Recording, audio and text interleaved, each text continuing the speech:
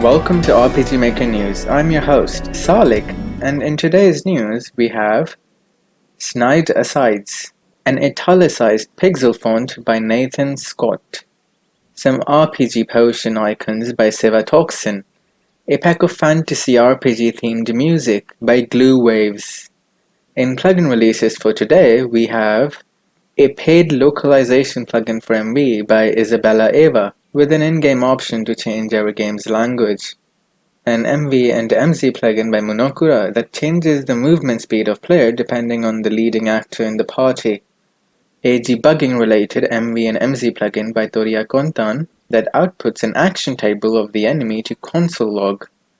Another plugin by Toria Kontan for MZ that can load save files on game's launch without going to the title screen first.